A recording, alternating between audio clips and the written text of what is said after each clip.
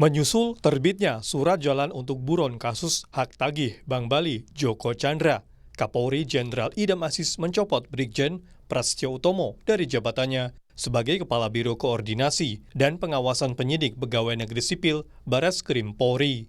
Brigjen Prasetyo Utomo dimutasi ke Mabes Polri dan ditahan selama 14 hari ke depan untuk mempermudah pemeriksaan yang bersangkutan oleh Propam Polri. Dari pemeriksaan awal, lulusan Akpol tahun 1991 diketahui mengeluarkan surat jalan bagi Joko Chandra atas inisiatif sendiri tanpa seizin pimpinan. Yang bersangkutan BJP PU ini dimutasikan ke Pati Yanma Mabes Polri dalam rangka pemeriksaan. Dan kemudian pemeriksaan belum selesai. Ini nanti akan kita tambahkan kembali.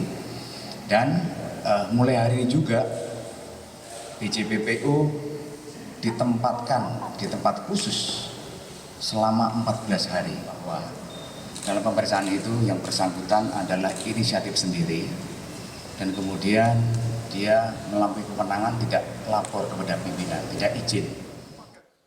Terkait terbitnya surat jalan Joko Chandra yang belakangan mulai terang, Jaksa Agung ST Burhanuddin mengaku tidak tahu-menahu. Jaksa Agung justru menyoroti soal hilangnya red notice dari Interpol, padahal seharusnya red notice berlaku hingga Joko Chandra tertangkap. Kejaksaan Agung masih mendalami informasi keberadaan Joko Chandra, termasuk menelusuri bagaimana cara buron Kesi Bank Bali itu bisa membuat KTP elektronik di Indonesia. Yang sebenarnya red notice kan nggak ada cabut-mencabut, selamanya sampai ketangkap, tapi nyatanya ya itulah. Sampai saat ini belum ada laporannya lagi. Untuk keberadaannya kan info terakhir kan di Malaysia dan di Indonesia. Itu artinya seperti apa, Pak? Ya, kita baru informasi, kita belum bergerak lagi, tapi masih kalau bergerak juga kita masih. Ini sekarang warga negara mana si Joko Chandra juga kita nggak tahu. Nyatanya Beredar surat jalan. Surat jalan itu. Oh, tidak tahu, Pak? Tidak tahu surat jalan. Tapi katanya surat jalannya ke Pontianak, Pak. Keluar masuknya Joko Chandra di Indonesia dengan leluasa untuk membuat sejumlah dokumen dan pengajuan peninjauan kembali atas kasusnya menampar wajah penegakan hukum di Indonesia. Setelah geger penerbitan KTP-nya, terbitnya surat jalan untuk Joko Chandra mengelinding makin jauh setelah Masyarakat Anti Korupsi Indonesia atau MAKI menyerahkan foto surat jalan ke Komisi 3 DPR Selasa lalu. Dalam surat itu, termuat data perjalanan Joko Chandra sebagai konsultan dan terbang menggunakan pesawat dari Jakarta menuju Pontianak 19 Juni 2020 dan kembali ke Jakarta 22 Juni 2020. Dalam rapat dengar pendapat bersama Dirjen Imigrasi Kementerian Hukum dan HAM, Komisi 3 DPR pun mempertanyakan lemahnya pengawasan pihak imigrasi hingga Joko Chandra leluasa masuk ke Indonesia. Komisi 3 DPR menilai lolosnya pembuatan paspor dan KTP elektronik untuk Joko Chandra melibatkan sejumlah orang dan instansi. Komisi 3 DPR pun berencana membuat pansus untuk mengungkap peristiwa ini. Komisi 3 akan mengadakan rapat gabungan ya dengan seluruh penegak hukum dan juga instansi penunjang penegakan hukum. Dalam hal ini imigrasi. Dan untuk itu kita akan jadwalkan secara khusus ya soal itu. Bahkan tadi diusulkan untuk membentuk pansus Joko Chandra yang tentu nanti kami akan rapatkan dulu secara internal ya. Oke. Menteri Koordinator Politik Hukum dan Keamanan Mahfud MD telah melempar wacana untuk mengaktifkan kembali tim pemburu koruptor dengan melibatkan Kejaksaan, Polisi, KPK, Kemenkumham, dan Kemendagri. Di era Presiden Susilo Bambang Yudhoyono, tim serupa pernah dibentuk, namun efektivitasnya dinilai sejumlah kalangan kurang maksimal. Yang jelas, hingga kini Joko Chandra dan belasan koruptor kakap lainnya masih melenggang bebas, tak tersentuh hukum di Indonesia. Tim Liputan, Kompas TV. Ya, kita akan melanjutkan, Saudara, apa yang menjadi perkembangan dari penelusuran adanya Joko Chandra yang dikabarkan sempat hadir di Indonesia. Selain menampar wajah penegakan hukum di Indonesia, kasus Joko Chandra yang kalau benar bisa keluar dan masuk Indonesia sedemikian rupa, tentu menjadi introspeksi kita untuk menegakkan hukum dan para penegak hukum di Indonesia. Sambil juga ingin tahu sebetulnya kita sebagai masyarakat biasa, apa yang sebenarnya dicari, apa yang menjadi strategi dari Joko Chandra, apa yang membuat ia begitu yakin ia bisa mengajukan PK dengan kemungkinan berhasil PK-nya atau peninjauan kembalinya. Ini yang akan kita bahas. Di studio untuk membahas hal ini hadir mantan Menteri Hukum dan HAM periode 2004-2007, Pak Hamid Awaludin, dan juga Koordinator Masyarakat Anti Korupsi Indonesia atau MAKI, Boyamin Saiman. Selamat pagi, Pak Hamid, makasih waktunya. Makasih. Ya, Mas Bonyamin juga terima kasih. Saya tahu Anda agak laku keras di mana-mana, jadi terima kasih datang pagi-pagi di Sapa Indonesia untuk melanjutkan yang waktu itu kita bahas. Anda cukup melihat apa dari kepolisian? Bergerak cepat tampaknya. Begitu surat ini Anda serahkan ke DPR Komisi 3, ternyata ada tambahan lagi, surat jalan bepergian dari Jakarta ke Kalimantan sedemikian rupa untuk Joko Chandra. Bang Boyamin? Pengantarnya sedikit gini Bayu, meskipun ini seperti saya senang karena ujian detektif swasta saya lulus, tapi sebenarnya menangis loh Bayu. Betul. Ini menjadi begitu masifnya ini. Tadinya bayangan saya nggak sampai, ya betul bahwa pernah saya TSM itu, terstruktur, sistemik dan masif. Itu gambaran saya hanya level 4 atau 5. Ini levelnya ternyata lama-lama jadi 7, jadi 8. Karena masih ada surat jalan ini. Ada dokumen-dokumen lagi yang lain yang lebih ngeri sebenarnya. Kadang-kadang itu aja saya berusaha menahan diri untuk tidak membuka vulgar, segala macam. Tapi nampaknya justru setidaknya memberi warning. Dan itu Kapolri kemarin sebenarnya bukan kemarin itu. Saya tahu persis saya waktu ke DPR yang bersangkutan sudah diperiksa.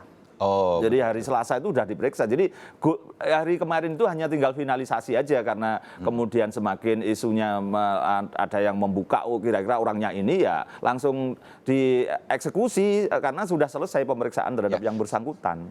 Pokoknya saya begini dulu deh, 2 thumbs up ke Kapolri yang ingin cepat mengambil alih tanggung jawab dan menunjukkan bahwa yang salah-salah. Karena ini adalah orang per orang yang melakukan. Mohon maaf, kadang-kadang kita berpikir sebaliknya kan, Pak Hamid dan juga wah ini jangan-jangan nanti dilindungi begitu karena institusi di dalam membongkar borok begitu, tetapi tidak dilakukan oleh kepolisian. Itu misalnya hari Senin saya ombudsman, karena tahu kalau saya ke sana, wah nanti jangan-jangan dilindungi misalnya ke Propam.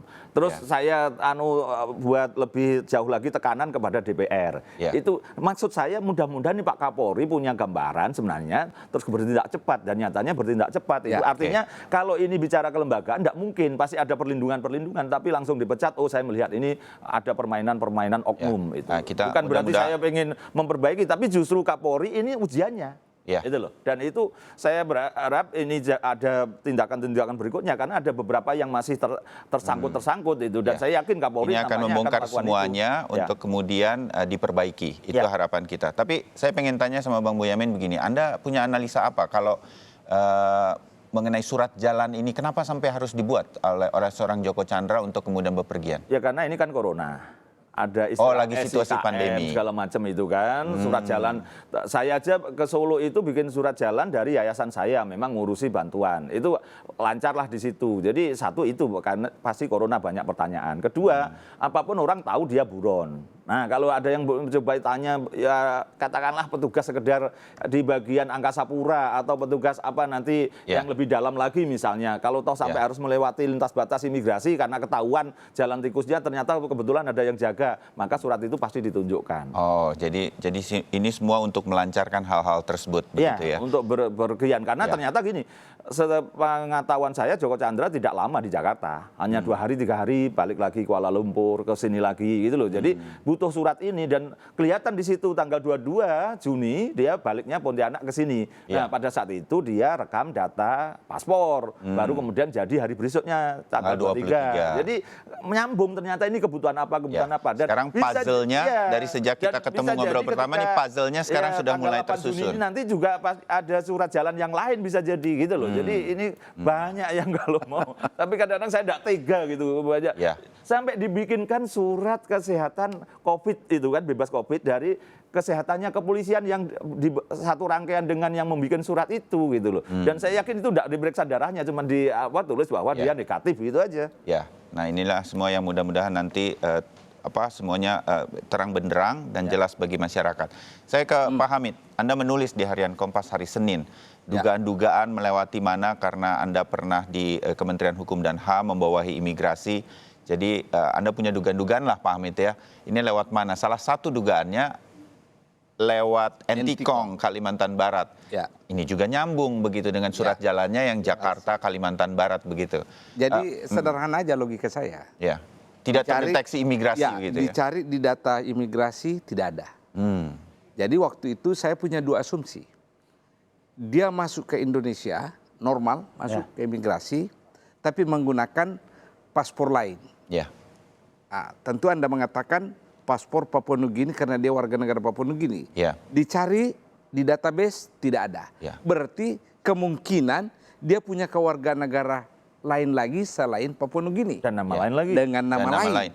Kan kalau di Indonesia Joko Chandra, yang mungkin sudah tidak ada. Joy Chan kalau Joy Chan di Papua Nugini tidak ada nih dua-duanya. Mungkin paspor lain Jackie Chan. Saya bocori Pak. Siapa tahu ya. Saya bocori pada Oktober itu Joko Chandra di gedungnya yang tinggi Malaysia itu sempat ketemu dengan Najib Razak di situ. Artinya kan dia di negara Malaysia juga menjadi warga negara kelas 1 juga. Ya, oh, begitu. Lalu hipotesa saya yang kedua, dia masuk ke Indonesia melalui jalan darat. Waktu itu saya katakan, either dari Papua Nugini masuk Papua, baru ke Jakarta. Karena ada perbatasan darat. Ataukah kepulauan Riau, banyak pulau-pulau yang tak terdeteksi, macam-macam.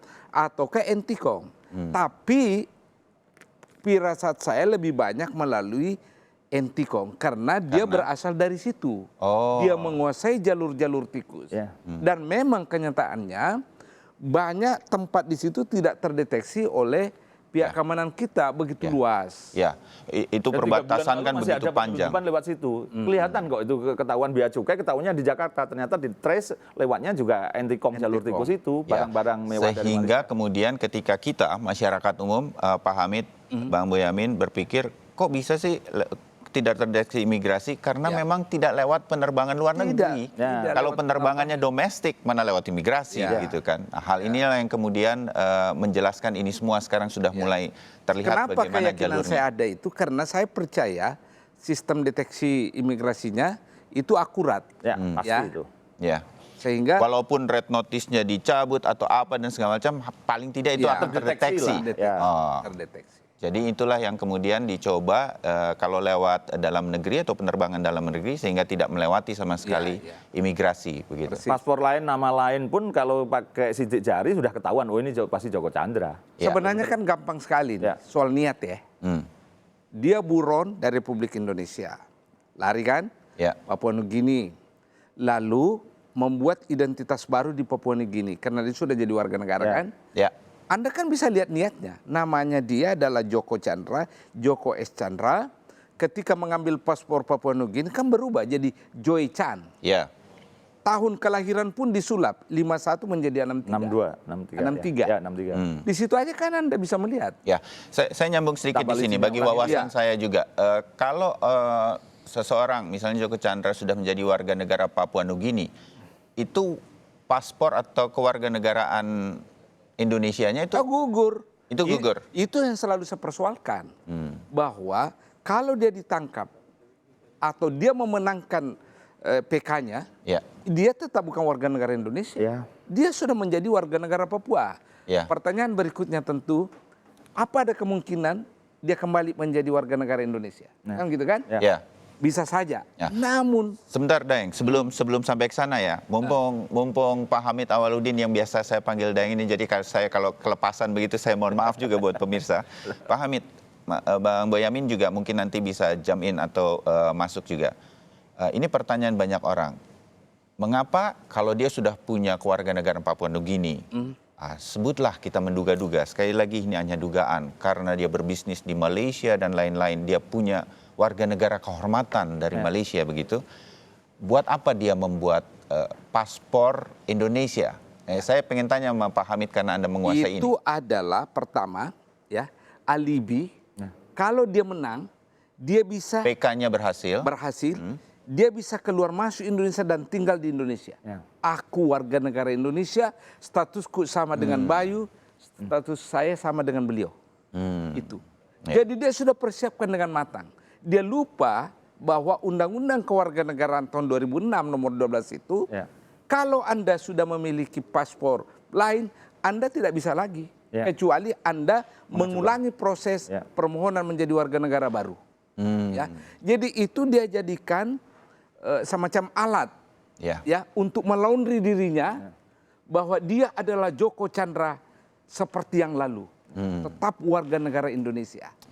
Karena dia punya paspor. Dan ingatan kolektif kita kan rendah sekali. Ini orang sudah jadi warga negara Papua Nugini. Itulah. Itu motifnya. Ingin melaundry diri. Ya, jadi dia masih warga negara Indonesia dan nanti bisa kembali ke sini ke bisnis dan lain-lain begitu. Itu seolah-olah tidak ada dusta di antara kita. Nanti saya balik ke situ. Bang Boyamin, waktu kita terakhir dulu berbicara mengenai ini, Anda menunjukkan paspor begitu. Bagian akhir saya juga bertanya, kali ini Pak Hamid juga boleh ikutan menduga begitu ya, nimbrung. PK-nya bisa berhasil atau tidak? Menurut Anda bisa berhasil, Bang Boyamin? Begitu? Iya, karena prosesnya kan ini meskipun dia tidak hadir, gitu kan, apapun dia sudah daftar. Berkas tetap oleh pengadilan Jakarta. Kan ada surat dari MA, Mahkamah Agung yang menyatakan. Jadi begini. Surat edaran Mahkamah Agung hanya mengatakan setiap pemohon PK diharuskan hadir pada saat dia bermohon. Tidak ada keharusan menghadiri prosesi persidangan. Jadi dengan dia bermohon, dia hadir, dia sudah lakukan. Diperkirakan itu terjadi tanggal 8 Juni waktu itu sambil membuat KTP elektronik paginya. Dia sudah memenuhi surat edaran Mahkamah Agung. Sudah memenuhi proses itu. Tapi prosesnya tidak perlu. Tidak perlu. Maka di pengadilan yang memanggil sudah 2 kali dia tidak hadir karena alasan sakit. Apalagi alasannya kalau sakit itu kan alasan yang bisa diterima oleh hukum.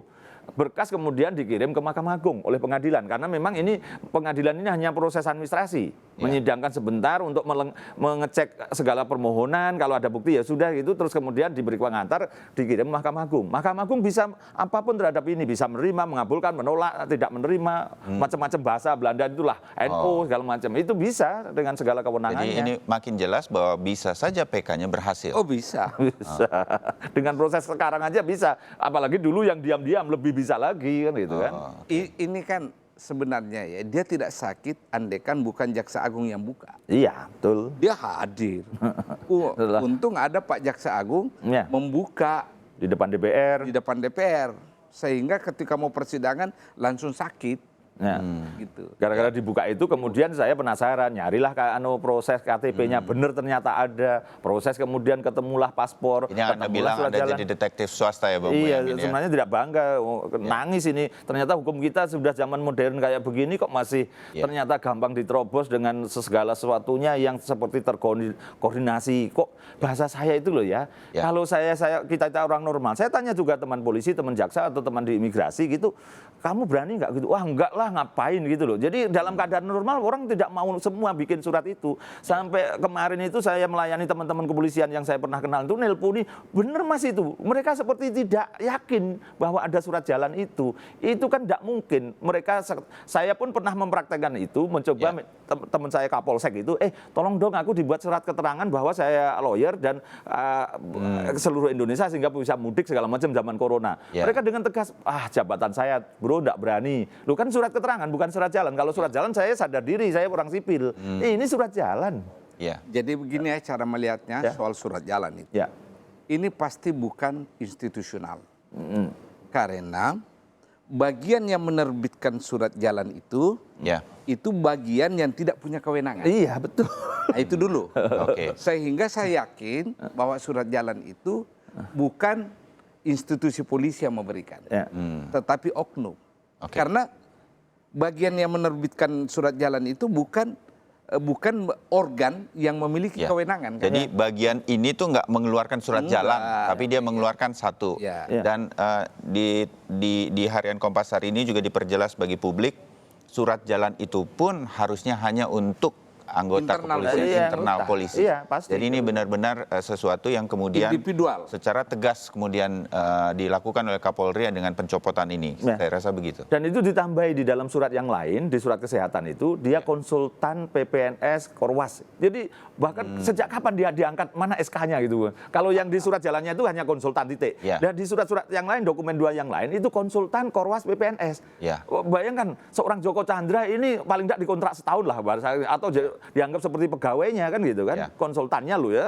Itu bahasa saya kok ya keterlaluan dari sisi itu. Memang kalau yang kemenangan bisa jadi karena kaitannya dengan penyidikan, karena saksi misalnya dikasih surat jalan karena untuk dikonfrontasi di Kalimantan, tapi kan dalam koridor penyidikan gitu loh. Kalau di Intelkam misalnya dengan teroris segala macam, koridornya itu gitu loh. Jadi atau BNN ini betul-betul ya kaget. Ini biro, makanya saya awal clue saya itu ya biro di suatu penegak hukum tapi tidak terkenal. Memang tidak terkenal, ini bagiannya bukan di situ gitu. Mana jadi pernah dengar nggak kan? Nggak pernah dengar Korwas PPNS.